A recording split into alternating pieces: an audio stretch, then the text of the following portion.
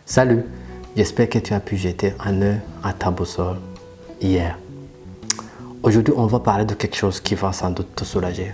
On va arrêter de s'acharner sur tes points faibles, mais se concentrer sur ce que tu as de meilleur.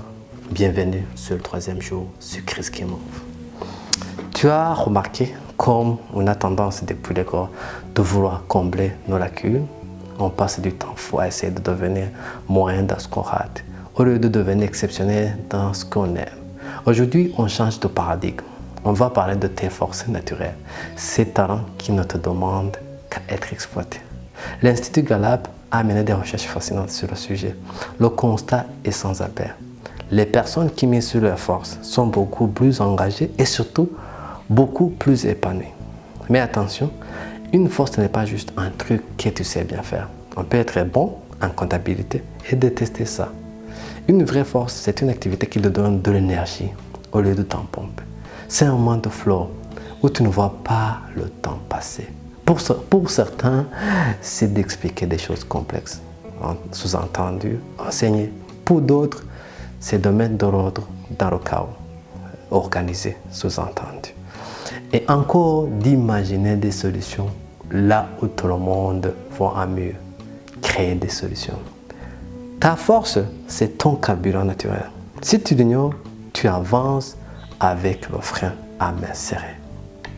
En tant qu'architecte de ta vie, tu dois choisir les bons matériaux. Tu ne veux pas construire un gratte-ciel avec du carton, n'est-ce pas?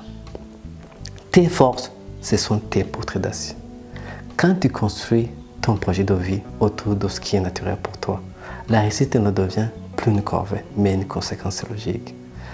Ça ne veut pas dire que ça sera facile dans tous les jours, mais ça veut dire que même dans l'effort, tu te sentiras vivant. N'écoute pas la petite voix qui te dit que c'est trop facile pour être un vrai talent. Souvent, nos plus grandes forces nous paraissent banales parce qu'elles ne sont naturelles. Mais c'est justement là où réside ton avantage injuste sur le reste du monde.